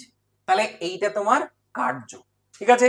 এখন এই যে পরিমাণ কার্যটা তুমি করলে, এর জন্য তোমার কি ব্যয় হয়েছে বলতো? কার্য করতে গেলে কি ব্যয় হয়? শক্তি ব্যয় হয়। তাহলে তোমার ব্যয় হয়ে গেছে শক্তি। তাহলে কার্য করার জন্য তোমার ব্যয় হয়েছে শক্তি, ঠিক আছে। এখন তোমার যে শক্তিটা ব্যয় হয়েছে সেটা গেল কোথায়? সেটা কি ধ্বংস হয়ে গেল? তোমার ধরো কিছু কোনো একটা বিজনেস করতে গিয়েছো, তোমার কিছু অর্থ লস হয়েছে, মানে কি? মানে সেটা কেউ না কেউ লাভ করেছে, সেই যে টাকাটা তো কেউ ছিঁড়ে ফেলে দেয়নি। তাহলে সেটা কি হচ্ছে? তুমি যেটা লস করেছো সেটা কেউ লাভ করেছে। ঠিক তাই এনার্জির কনসেপ্টটাও তাই হবে। তুমি যে এনার্জিটা লস করলে সেটা কেউ না কেউ গেন করলো। কে গেন করলো এখানে? দেখো, এই যে বলটা, প্রাথমিকভাবে বলটা মনে করো 50 কেজির একটা বোঝার মতো, যেটা তোমার মাথায় এমনি রেখে দিলে তুমি কষ্টসৃষ্ট করে দাঁড়িয়ে রয়েছো, কোনো অসুবিধা হচ্ছে না। কিন্তু ওই 50 কেজি বলটাকে যদি 10 ফুট উচ্চতায় নিয়ে গিয়ে এবার ছেড়ে দেওয়া হয়, তোমার মাথায় এসে পড়ে, তখন তোমার মাথা আর কিন্তু ওই সুস্থির অবস্থায় থাকবে না, তুমি চ্যাপ্টা হয়ে যাবে, তাই না? তার কারণ কি? তার কারণ বলটা যখন এই উচ্চতায় তোলা হয়েছে, তুমি কিন্তু প্রচুর পরিশ্রম করেছো বলটাকে উপরে এত দূর পর্যন্ত নিয়ে যাওয়ার জন্য। এখন তুমি যে পরিশ্রম করেছো সেই পরিশ্রম বিফল হয়ে যায়নি, সেই পরিশ্রমটা ওই বলের মধ্যে শক্তি রূপে সঞ্চয় হয়ে গেছে, স্থিতি শক্তি রূপে সঞ্চয় হয়ে গেছে। তুমি যখনই বলটাকে ছেড়ে দিয়েছো, ওই স্থিতি শক্তিটাই আবার গতি শক্তিতে রূপান্তর হয়ে তোমার মাথা ফাটিয়ে দিয়েছে। ঠিক আছে? তাহলে কি বললাম, যে এম ভরের বস্তুটা তুমি যখন এই উচ্চতায় তুলেছো, তখন তুমি যে কাজ করেছিলে তার জন্য তোমার যে শক্তি ব্যয় হয়েছে সেটা কার আয় হয়ে গেছে? ওই বলটার কাছেই ওই শক্তিটা থেকে গেছে। কি রূপে? স্থিতি শক্তি রূপে। কি রূপে? স্থিতি শক্তি রূপে। তাহলে স্থিতি শক্তি বলটার এখন কত হয়ে গেল? বলটার স্থিতি শক্তি হয়ে গেল mgh পরিমাণ। এখন মনে হলো হঠাৎ করে ক্লাস 9 সব কেন বলছি? দেখো, এবার খুব সহজ সাধারণ ভাবে ভাবো, যে এই যে পাইপটা রয়েছে সেই পাইপ থেকে, সেই পাইপের মাধ্যমে তুমি এম ভরের জলকে, এই টোটাল যে হাইট মনে করো এইচ উচ্চতা বিশিষ্ট একটা যে জলের ট্যাঙ্ক রয়েছে, সেই জলের ট্যাঙ্কে এম ভর পরিমাণ, এম ভরের তরল তোমরা এই ট্যাঙ্কে এর মধ্যে গিয়ে জমা করেছো। তাহলে এর মধ্যে এম ভরের তরল যখন জমা হবে, তখন এর মধ্যে কিছু শক্তি সঞ্চয় হবে। কতটা? mgh পরিমাণ শক্তি কিন্তু এই ট্যাঙ্কের জলের মধ্যে সঞ্চিত হয়ে গেছে। ঠিক আছে? তারপর পরবর্তীতে যখনই তুমি এই ট্যাপটাকে খুলে দিচ্ছ, সঙ্গে সঙ্গেই এখান থেকে জল বেরিয়ে আসছে, এমনি এমনি আসেনি। প্রথমে কেউ না কেউ কাজটা করেছে, অর্থাৎ যে মোটর চালিয়ে তুমি জলটাকে তুলেছিলে সেই মোটর অলরেডি শক্তি ব্যয় করে ফেলেছে, সেই শক্তিটা জলের মধ্যে সঞ্চয় হয়ে রয়েছে। সেই যে সঞ্চিত শক্তি, সেই শক্তিটা আবার গতি শক্তিতে কনভার্ট হচ্ছে বলে পরের বার সিম্পলি ট্যাপটা যখন তুমি খুলছো তখন জলটা পড়ছে। তাহলে জলটা কোন শক্তি স্তর থেকে কোন শক্তি স্তরে বাহিত হচ্ছে? এখন যদি প্রশ্ন করি, উচ্চ শক্তি থেকে নিম্ন শক্তিতে না নিম্ন শক্তি থেকে উচ্চ শক্তিতে? দেখো, জলটা আসছে কোথা থেকে? উপর থেকে নিচের দিকে। উপরে দেখো, উপরে বেশি শক্তি আছে না? এই যে উচ্চতায় তোলার জন্য যে শক্তিটা ব্যয় হয়েছিল সেটা তো জলের মধ্যে জমা রয়েছে। তাহলে উচ্চ শক্তি স্তর থেকে জল নিম্ন শক্তি স্তরে বাহিত হচ্ছে। তার মানে ভালো করে খেয়াল করো, যে জলটা বাহিত হলো কোন জায়গা থেকে কোন জায়গা থেকে? উচ্চ শক্তি স্তর থেকে নিম্ন শক্তি স্তরের দিকে। এইবার এই উদাহরণটা দেখো, পাশাপাশি একটা হট এবং একটা কোল্ড বডি আমরা রেখেছি। ঠিক আছে? ধরে নাও এই যে হট বডিটা রয়েছে, সেই হট বডির টেম্পারেচার, এই যে হট বডিটা রয়েছে সেই হট বডির টেম্পারেচার তুমি মেনে নাও 200 ডিগ্রি সেলসিয়াস। ঠিক আছে? আর এই যে কোল্ড বডিটা তোমার সামনে রাখা রয়েছে তার টেম্পারেচার মনে করো 20 ডিগ্রি সেলসিয়াস। তুমি নিঃসন্দেহে বুঝতে পারছো যে কোল্ড বডির টেম্পারেচার অনেক কম, তাই তো? তার মানে এদের মধ্যে কিসের ডিফারেন্স রয়েছে? টেম্পারেচারের ডিফারেন্স রয়েছে। তাহলে এদের মধ্যে টেম্পারেচারের ডিফারেন্স রয়েছে। টেম্পারেচারের ডিফারেন্স যখনই থাকবে তখনই কি করার চেষ্টা করবে? পদার্থ অটোমেটিক্যালি প্রকৃতিজাতভাবেই কি করবে? সেই ডিফারেন্সটা ঘোচানোর চেষ্টা করবে। যখনই ডিফারেন্স ঘোচানোর চেষ্টা করবে তখন সে এইদিকে একটা বিশেষ জিনিস পাঠাবে। বলো তো কি জিনিস পাঠাবে?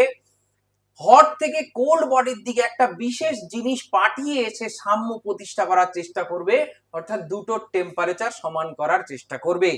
পদার্থ প্রকৃতিজাতভাবে এই দিকে যে বিশেষ জিনিসটা পাঠাবে সেইটার নাম হিট এনার্জি। কি জিনিস পাঠাবে? সেইটার নাম এনার্জি বা শক্তি। কি এনার্জি? Hit energy. তার মানে হট বডি থেকে কোল্ড বডির দিকে কি গেল? হিট এনার্জি গেল। কোন দিক থেকে কোন দিকে গেল? হট থেকে কোল্ডে। হট কোনো বস্তু কেন ছিল? তার কারণ তার কাছে মোর এনার্জি বা বেশি এনার্জি ছিল। ঠিক আছে? তার কাছে কি ছিল? বেশি এনার্জি ছিল, কোল্ডের কাছে কি ছিল, লেস এনার্জি, অল্প এনার্জি ছিল, সেই জন্যই ছিল ও কোল্ড। তাহলে এর কাছে ছিল লেস এনার্জি, কম শক্তি, তাই তো? তাহলে শক্তি দেখা গেল উচ্চ শক্তির থেকে নিম্ন শক্তির দিকেই কিন্তু বাহিত হলো, অর্থাৎ হিট এনার্জি কোন দিক থেকে কোন দিকে ফ্লো করলো, যেদিকে মোর এনার্জি ছিল সেদিক থেকে লেস এনার্জির দিকে। তার মানে যেদিকে বেশি শক্তি ছিল সেই দিক থেকে কম শক্তির দিকে বাহিত হলো। এখানেও তাই হয়েছিল না, যেদিকে বেশি শক্তির জল ছিল সেই দিক থেকে কম শক্তি স্তরের দিকে জল বাহিত হয়েছিল, তাই না? এবার আমরা পড়বো বিভব। বিভব এবার আরো সুন্দর করে আমরা বুঝতে পারবো যদি এই দুটো উদাহরণ আমরা খুব ভালো করে মাথায় রেখে দিই তবে। তো চলো বিভব এবং বিভব প্রভেদ নিয়ে এবার আমরা বিস্তারিত আলোচনা করতে থাকি। দেখো, ধরে নাও এখানে কোনো একটি বস্তু তুমি রেখেছো, যে বস্তুটা আহিত বস্তু, ঠিক আছে? এই যে বস্তুটা তুমি রেখেছো সেই বস্তুটা আহিত বস্তু এবং এই বস্তুর কাছে ধরে নাও প্লাস কিউ পরিমাণ আধান রয়েছে, ঠিক আছে? তুমি একটা আহিত বস্তু নিয়েছো যে বস্তুর কাছে প্লাস কিউ পরিমাণ আধান রয়েছে, ঠিক আছে? এখন এটা তুমি এখানে রেখে দিয়েছিলে, সিম্পল। এবার তুমি কি করলে, একটা আহিত সোলার বল নিলে যার কাছে প্লাস কিউ পরিমাণ আধান আছে, ঠিক আছে? তাহলে একটা সোলার বল নিয়েছো যার কাছে প্লাস কিউ পরিমাণ আধান রয়েছে। এখন এই সোলার বলকে তুমি কি করেছো, এখানে রাখলে। ধরো একটা তলের উপরে, মসৃণ তলের উপরে একটা বস্তু আগের থেকেই রাখা ছিল, সেটার কাছে প্লাস কিউ পরিমাণ আধান ছিল। এবার একটা সোলার বল খুব হালকা, সেই বলটাকে আহিত করে তুমি এখানে ছেড়ে দিয়েছো।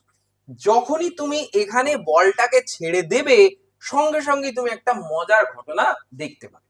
কি দেখতে পাবে? তুমি দেখতে পাবে বলটা ওখানে দাঁড়ালোই না, এইদিকে চলতে শুরু করলো, অর্থাৎ বলটা এইদিকে পালিয়ে যাওয়ার চেষ্টা করলো, ঠিক আছে?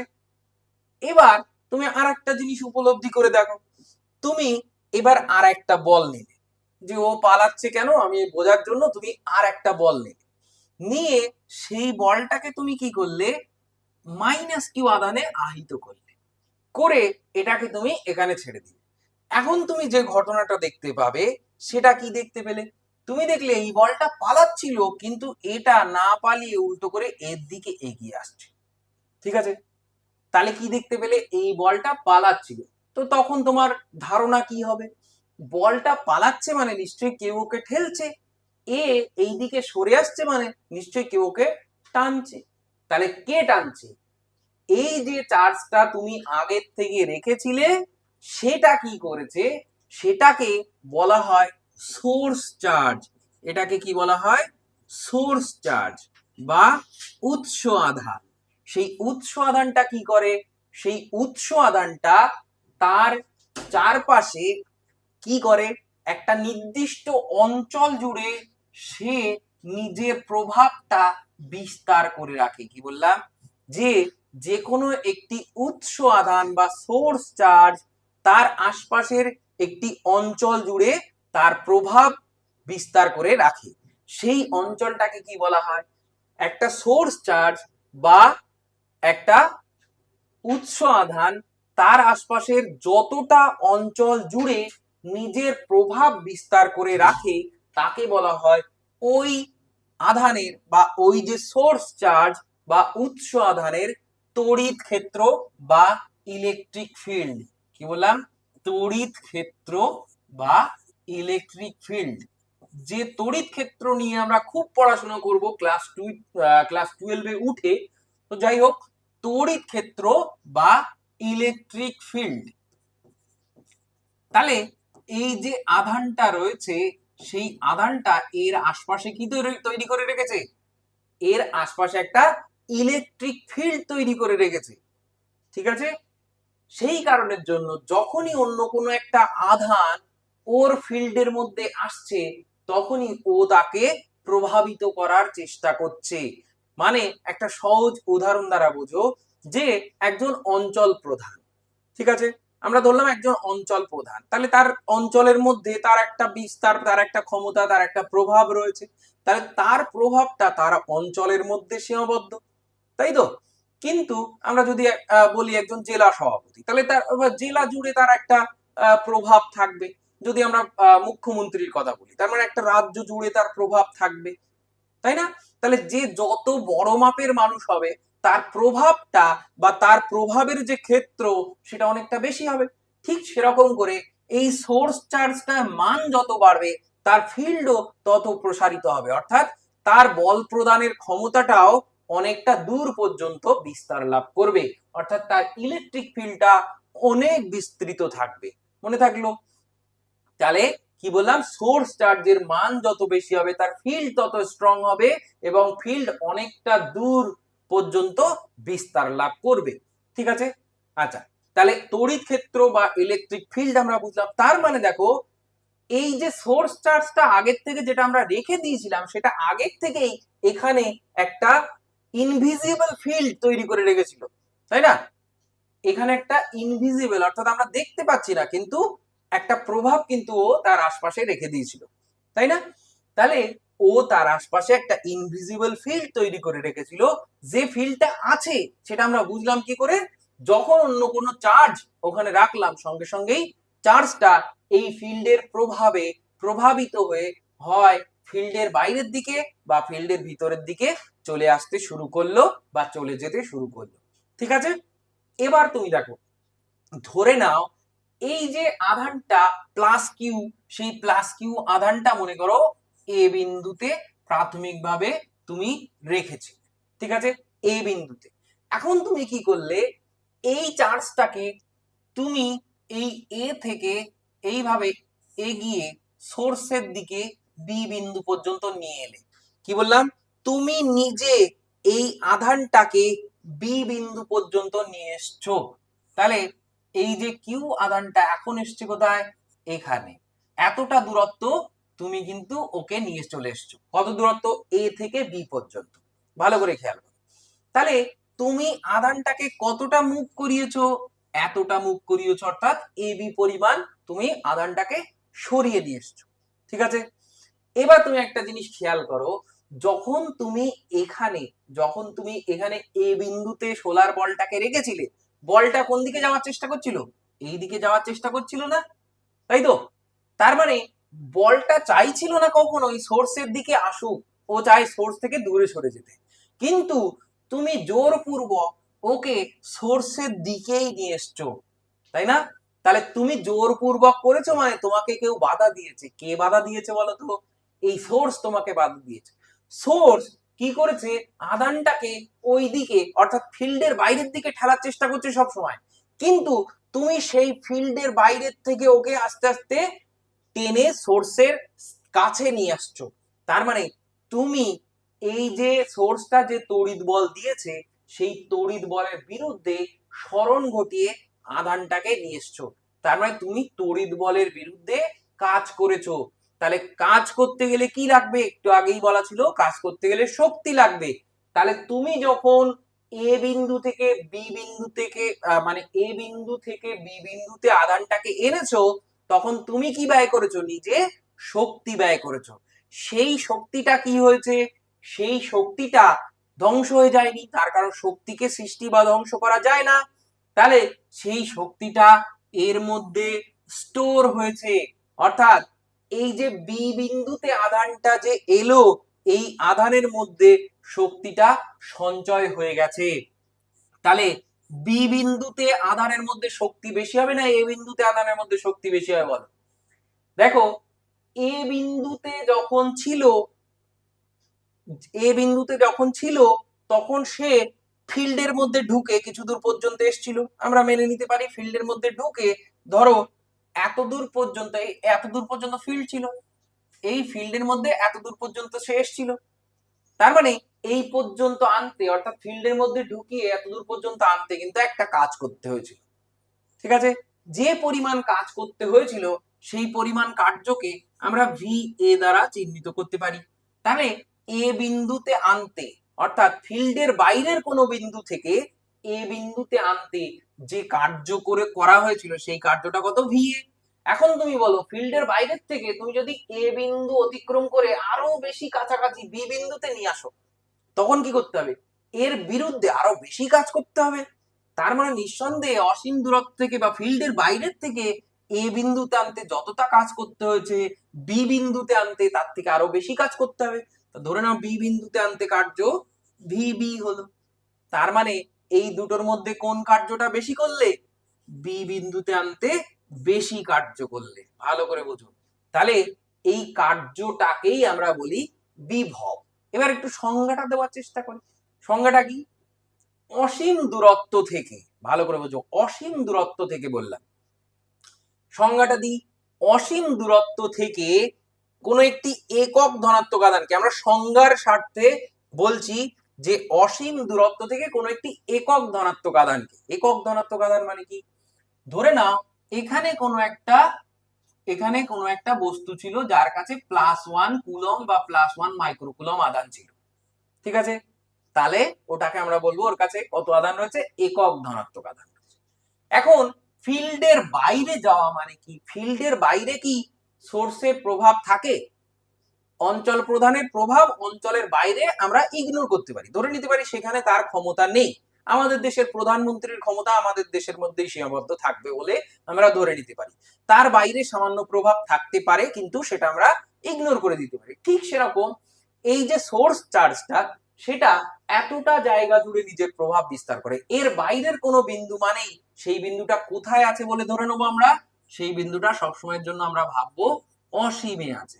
ভালো করে বুঝো। তার মানে অসীম বলতে কিন্তু ওই যে মহাশূন্য এরকম নয়।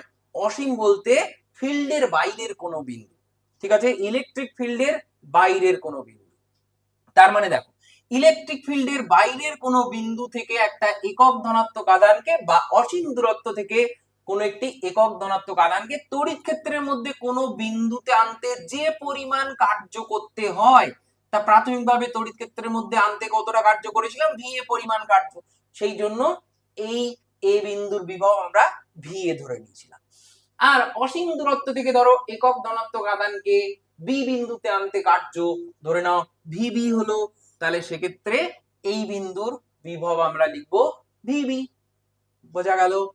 আচ্ছা, এবার দেখ, তাহলে এই যে দুটো বিন্দু রয়েছে এ বিন্দু এবং বি বিন্দু, এদের মধ্যে বিভব প্রভেদ কত সেইটা দেখার চেষ্টা করি। বিভব প্রভেদ কত? বিভব প্রভেদ হলো VA মাইনাস VB, এটা হলো বিভব প্রভেদ, ঠিক তো? এইবার তুমি দেখো, আমরা এর আগের চ্যাপ্টারে বা আমরা একটা জিনিস পড়েছি না, যে দেখো আমরা কি বললাম, যে একটি একক ধনাত্মক আধানকে তড়িৎ ক্ষেত্রের মধ্যে কোনো বিন্দুতে আনতে যে কার্য করা হয় তাকে আমরা কি বলি? বিভব বলি। তা ধরে নাও একটা একক ধনাত্মক আধানকে প্রাথমিকভাবে, এই কিউ এর কথাটা এখন মেনে নিও, তুমি ভাবো একটা একক ধনাত্মক আধানকে অসীম দূরত্ব থেকে এ বিন্দুতে প্রথমে নিয়ে আসা হলো। নিয়ে আসতে গেলে যে কার্য করা হয়েছিল সেই কার্যটা ধরে নাও VA, ঠিক আছে? তারপর ওই একই আধানকে এই জায়গার থেকে, অর্থাৎ এই এ বিন্দু থেকে এবার বি বিন্দুতে নিয়ে আসা হলো। ওই একই আধানকে, অর্থাৎ একক ধনাত্মক আধানকে এইবার এ থেকে বি বিন্দুতে আনতে হলো। তাহলে আনলে আরো বেশি বিরোধিতা বা বিরোধকে সহ্য করেই নিয়ে আসতে হবে, তার মানে আরো বেশি কাজ করতে হবে। তাহলে নিঃসন্দেহে এই কার্যটা আরো বেশি, তাই তো? তাহলে এই কার্যটা বেশি। তাহলে এ বিন্দু থেকে বি বিন্দুতে আনতে কতটা কার্য করতে হলো একক আধানকে আনতে? দেখো, এই বিন্দু আর এই বিন্দুর মধ্যে যে কার্যের পার্থক্য, সেই পার্থক্যটা কত? এইটা, তাই তো? তাহলে এইটাই হলো কৃতকার্যের পার্থক্য, এটাই আবার বিভব পার্থক্য। তাহলে কৃতকার্যের পার্থক্যটাই তো বিভব পার্থক্য। তাহলে একক আধানকে আনতে এই পরিমাণ কার্য করতে হলো, কি বললাম? তাহলে একক আধানকে আনতে, একক বা এক, তাহলে একক আধানকে আনতে কার্য VA মাইনাস VB পরিমাণ। এবার দেখ, এইবার তুমি এইটার কথা ভাব, তাহলে কিউ আধানকে আনতে কতটা কার্য হবে? যে কোনো ধরনের আধান কিউ আধানকে আনতে কতটা কার্য হবে? তাহলে একক আধানকে আনতে কার্য যদি এইটা হয়, আচ্ছা পুরোপুরি লিখে দিই, একক আধানকে আনতে কার্য, একক আধানকে আনতে আনতে কার্য, তাহলে একক আধানকে আনতে কার্য VA মাইনাস VB। তাহলে কিউ আধানকে আনতে কার্য কতটা হবে? Q into VA minus VB, এটা হবে। তাহলে কিউ আধানকে আনতে কার্য এইটা হবে, কার্যকে আমরা ডাব্লিউ হিসেবে লিখতে পারি। তাহলে এখানে আমরা লিখি এরকম ভাবে যে অতএব work done W is equal to q into VA minus VB, হয়ে গেল। তাহলে কিউ আধানকে তড়িৎ ক্ষেত্রের মধ্যে এ বিন্দু থেকে বি বিন্দুতে আনতে কার্য কতটা হলো? এইটা হলো। একক আধানকে আনতে কার্য কতটা ছিল? শুধু বিভব পার্থক্যের সঙ্গে সমান। তাহলে তড়িৎ ক্ষেত্রের মধ্যে একটা বিন্দু থেকে অন্য একটা বিন্দুতে একটা আধানকে নিয়ে আসতে কার্য যেটা হয় সেটা আমরা কি বলবো? আধান ইনটু বিভব প্রভেদের সাহায্যে বলবো। এবার তুমি দেখো ভালো করে, বিভব প্রভেদ মানেও কিন্তু আসলে এনার্জি বা শক্তির পার্থক্য, ঠিক আছে? শক্তির পার্থক্য। এবার মোস্ট ইম্পর্টেন্ট কথা যেটা বলার জন্যই এত কিছু, সেটা দেখো, যদি ইলেকট্রিক ফিল্ডের মধ্যে এই পজিটিভ চার্জের একটা ইলেকট্রিক ফিল্ডের মধ্যে এখানে তুমি কোনো একটা মুক্ত একক আধান ছেড়ে দাও, মুক্ত একক আধান অর্থাৎ যাকে আর কেউ কোনো বল প্রয়োগ করবে না, যা করবে এই করবে, সোর্স করবে, তাহলে সেটা কোন দিকে যাওয়ার চেষ্টা করবে বলতো?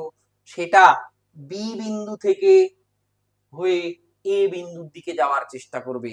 এখানে যদি একটা মুক্ত একক ধনাত্মক আধান রেখে দাও তাহলে সে বি থেকে এর দিকে যাওয়ার চেষ্টা করবে, অর্থাৎ উচ্চ বিভব থেকে সে নিম্ন বিভবের দিকে যাওয়ার চেষ্টা করবে।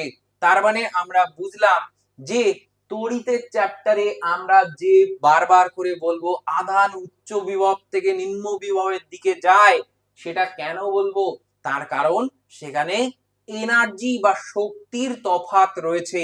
তাহলে এই যে শক্তির পার্থক্যের কারণেই কি হবে না, এক বিন্দু থেকে আধান অন্য বিন্দুতে বাহিত হবে। ঠিক আছে? তাহলে এই পর্যন্ত আশা করি বুঝতে পেরেছো। তাহলে শক্তির ব্যবধানের কারণেই এক বিন্দু থেকে অন্য বিন্দুতে এই যে আধানের সঞ্চালনটা হয়। তাহলে এটাই ছিল আমাদের বিভব প্রভেদ নিয়ে আলোচনা। আজকের যে যে বিষয়গুলো নিয়ে আলোচনা করব বলেছিলাম সেই বিষয়গুলো আমরা আলোচনা করে ফেলেছি অলরেডি। দেখো, তাহলে এই যে পুরো বিষয়টা আজকে আমরা পড়লাম, একটু ধৈর্য ধরে মনোযোগ সহকারে এই পুরো বিষয়টা পড়বে। পড়লে এই ভিডিওটা কমপ্লিটলি দেখার পর তারপর তোমরা নেক্সট ভিডিওতে যাবে। নেক্সট ভিডিওতে যখন তোমরা যাবে, বারবার করে বলছি, এটা দেখে তারপর তোমরা নেক্সটটায় যাবে। এইভাবে প্রত্যেকটা সিরিজে আমরা পরপর করে এগোতে থাকবো। ঠিক আছে? এরপরেও যদি কোনো ডাউট থাকে তাহলে অবশ্যই তোমরা কমেন্টে জানাবে। ঠিক আছে? আর কিছুদিন পরে আমরা একটা হোয়াটসঅ্যাপ কমিউনিটি তৈরি করব, সেখানে তোমরা যুক্ত হবে, যুক্ত হয়ে তোমাদের ডাউট সেখানে তোমরা আমার কাছে জিজ্ঞাসা করবে, আমি যে কোনো সময় সেটার আনসার দিয়ে দেবো। ঠিক আছে? তাহলে দেখা হচ্ছে পরের ভিডিওতে। তার আগে খুব ভালো করে মন দিয়ে এইটা তোমরা কমপ্লিট করে নাও, কেননা এটাই তোমাদের বেসিক বিল্ডিং ব্লক বলা যায়, এটাই তোমাদের ভিত, যেটার উপরেই তোমাদের পুরো ইলেকট্রিসিটির যে বিল্ডিং সেটা নির্মাণ করা হবে। ঠিক আছে? তাহলে দেখা হচ্ছে পরের ভিডিওতে।